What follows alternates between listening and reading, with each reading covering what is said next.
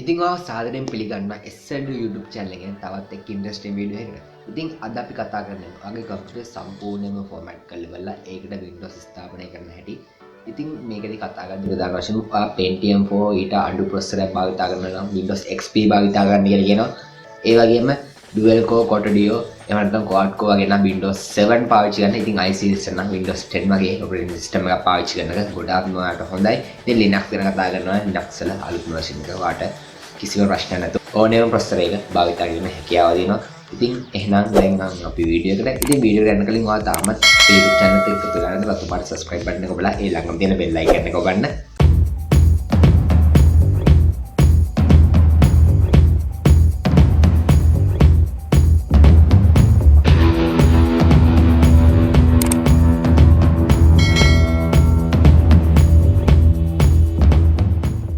ඉතින් මම කලින් කිව්ව විදිහට ඔයාලට පුළුවන් ඔයාගේ processor එකට ගැලපෙන විදිහට අදාළ Windows OS එක තෝරගන්න XP 7 එහෙම නැත්නම් 10. ඉතින් මම අද Windows 7 install කරලා තමයි පෙන්නන්න යන්නේ. ඊට පස්සේ ඔයාලට පුළුවන් ඔයාගේ bootable pen drive එක computer එකට connect කරගන්න. එහෙම නැත්නම් bootable CD එක ඔයාගේ DVD ROM එකට දාලා ඉවරලා පරිගණකය හා සම්බන්ධ වීමට හැකියාව ලබා ගන්න. දැන් ඔයාගේ පරිගණකය රීස්ටාර්ට් කරන්න. ඉතින් රීස්ටාර්ට් කරනත් එක්කම ඔයා F2 නැත්නම් delete බටන් දෙක නොනවත්වාම ප්‍රෙස් කරන්න ඕනේ. ඔයාගේ පරිගණකේ තියෙන BIOS setting on කරගන්න. ඉතින් ඔයාගේ BIOS setting ඒ බටන් දෙකෙන් එහෙම නැත්නම් F2 delete වලින් on වෙන්නේ නැත්නම් ඔයාගේ පරිගණකේ model එක ගහලා ඉවරලා BIOS setting වලට යන තියෙන shortcut එක හොයාගන්න.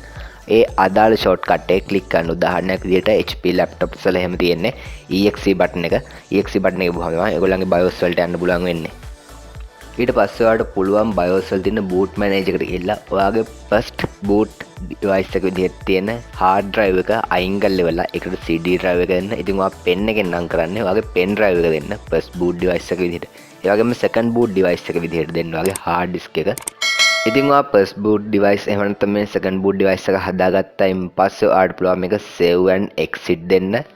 ඉතින් ඔයාලට boot device එකක් හදාගන්න දන්නේ නැත්නම් එහෙම නැත්නම් ඔයාගාව boot device එකක් නැත්නම් මං ඉහළ තියෙන i අකුර click කරාම ඔයාලට බලා ගන්න පුළුවන් වෙයි මම bootable device එකක් හදාගන්න හැද වීඩියෝ එකක් කරලා තියෙනවා. ඒ වීඩියෝ එක හදාගන්න පහසුවෙන්ම මේ boot device එකක් හදාගැනීමේ හැකියාව තියෙනවා. ඊට පස්සේ ඔයාලට බලා ගන්න පුළුවන් Windows file loading කියලා. එහෙම Windows file loading වුණායින් පස්සේ ඔයාලට බලා ගන්න පුළුවන් start in Windows කියලා Windows logo එක වැටෙනවා. ඊට යටින් ඔයාලට බලා ගන්න පුළුවන් Microsoft Corporation කියලා වෙලා වැටලා තියෙනවා. ඉතින් මම ඔයගලන්ට කලිනුත් කිව්වා මම Windows 7 අද තෝරගත්තේ. ඉතින් ඔයාලට මෙතෙන්දී ඔයාගේ භාෂාව වෙනස් කරගන්න පුළුවන්. ඒ වගේම time format එක වෙනස් කරගන්න පුළුවන්. ඒ වගේම ඔයාගේ keyboard එකේ input method වෙනස් කරගන්න පුළුවන්. ඉතින් ඒත් මම කිසිම දෙයක් මෙතන වෙනස් කරන්න යන්නේ නැහැ. මම මෙතෙන්දී next button එක ලබා දෙනවා. ඊට පස්සේ ඔයාලට පෙන්නනවා මෙතන install now කියලා. ඒ වගේම ඔයාලට බලා ගන්න පුළුවන් වෙනවා වම් අත පැත්තේ යට තියෙන repair your computer එක. ඉතින් ඔයා දැන්ටමත් Windows 7 install කරලා නම් ඒකේ damage එක ඇවිල්ලා ඔයා අලුතෙන් Windows install කරගෙන ඔයාලට repair your computer කියන option එකට ගිහිල්ලා ඔයාගේ Windows එක නැවත repair කරලා භාවිතා කිරීමේ හැකියාව තියෙනවා. එහෙම නෙමෙයි නම් ඔයාලට පුළුවන් install now කියන button එක click කරන්න. ඉතින් දැන් ඔයාලට බලා ගන්න පුළුවන් setup is starting කියලා වැටලා තියෙනවා. ඉතින් මෙහෙම setup starting නම් පස්සේ ඔයාලට බලා ගන්න පුළුවන් මෙතන තියෙන Windows 7 edition ටික. ඉතින් මෙතනින් මම නම් කියන්නේ Windows 7 Ultimate කියන edition එක use කරන්න කියලා ඉවරලා. එහෙම use කරද්දී ඔයාලට පුළුවන් ඔයාගේ Windows වල version එක 64 ද 32 ද use වෙන්න කියලා ඉවරලා ඔයාලට අදාළ 64 bit හෝ 32 bit කියන version එක තෝරගන්න. ඉතින් මෙතන 32 bit කියලා නෙමෙයි තියෙන්නේ 86 bit කියලා තියෙන්නේ. ඉතින් 86 කියන bit එක තමයි 32 bit වෙනකොට install කරන්නේ. ඉතින් මට දැන් අවශ්‍ය Windows 7 version එක වෙන Windows 7 Ultimate එකේ 64 bit එක තෝරගෙන මම ඒක install කරන්න next කියන button එක දෙනවා. ඉතින් ඔයාලට ඊට පස්සේ බලා ගන්න පුළුවන් වෙනවා ඒ Windows වල තියෙන agreement license එක. ඉතින් ඕකට I append කියන click එක දාලා ඉවරලා නැවත වතාවක් next කියන button එක දෙන්න. ඊට පස්සේ ඔයාලට බලා ගන්න පුළුවන් upgrade කියලා තියෙනවා.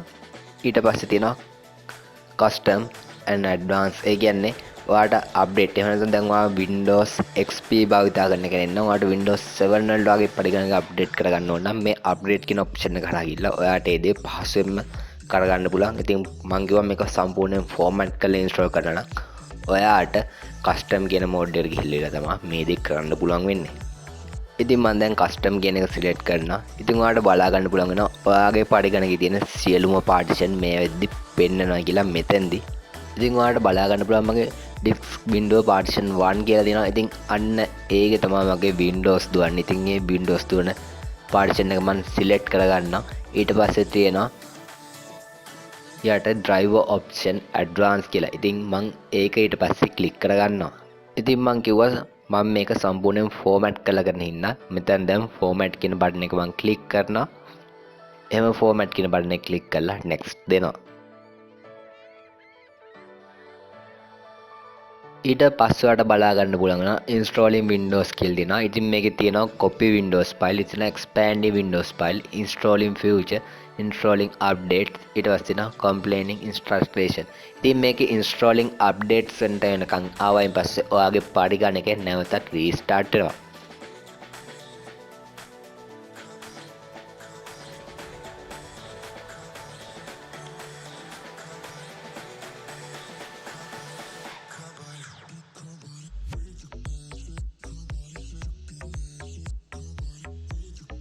Windows need to restart to continue කියලා ඉවරලා restart වෙන්න තප්පර 10 තියෙනවා. ඉතින් මේ තප්පර 10න් පස්සේ restart වෙනවා. එහෙම නැත්නම් restart කියන now කියන බටන් එක ක්ලික් කරන්න පුළුවන්. ඉතින් ඒ restart වෙන අතරතුර ඔයාට පුළුවන් ඔයාට කලින් වගේම F2 delete නැත්නම් ESC බටන් එක ඔබලා ඔයාගේ boot manager කියලා first boot device එක විදිහට hard drive එක දීලා second boot device එක විදිහට ඔයාගේ Windows bootable pen drive එක එහෙම නැත්නම් bootable DVD ROM එක දෙන්න. ඊට පස්සේ ඔයාලට බලා ගන්න පුළුවන් start in windows කියලා වැටෙනවා. ඊට පස්සේ ඔයාලට බලා ගන්න පුළුවන් setup is prepared in your computer for first use කියලා වෙලා අපිට බලා ගන්න පුළුවන් වෙනවා. ඊට පස්සේ ඔයාලට බලා ගන්න පුළුවන් setup is checking video permission කියලා තියෙනවා. ඉතින් දැන් ඔයාලට බලා ගන්න පුළුවන් Windows 7 Ultimate කියලා තියෙනවා. ඉතින් ඔයාලට ඊට පස්සේ තියෙනවා PC එකට නමක් දෙන්න කියලා. ඉතින් මේ PC එකට නම දෙද්දි ඔයාගේ කැමති නමක් දීලා යන්න. හැබැයි ස්පේස් තියන්න එපා. ඒ වගේම ඇට් ලකුණු ඒ වගේ සංකේත ගහන්න යන්න එපා. ඉතින් මම මෙතන PC එකට දෙනවා SL EDU කියලා ඉවරලා දීලා මම next කරනවා.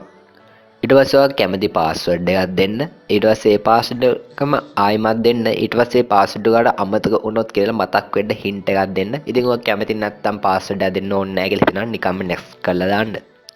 ඉතින් ඔයාගාව product key එකක් තියෙනවා නම් ඔයා මේකට product key එක දෙන්න. එහෙම නැත්නම් product key එක නැත්නම් skip කරලා ඉවරලා යන්න. ඊට පස්සේ ඔයාලට බලා ගන්න පුළුවන් setup windows කියලා. ඉතින් ඒක දෙනවා use recommend setting කියන එක. ඊට පස්සේ ඔයාගේ time එක හදාගන්න. ඉතින් මේකේ time එක විදිහට දෙන්න ධන 5:30 කියලා වෙලා ශ්‍රී ජයවර්ධන පුල තියෙනවා ධන 5:30 කලාපේ. ඉතින් ඒක select කරන්න set කරලා ඔයාගේ දැන් පවතින වෙලාව ලබා දෙන්න.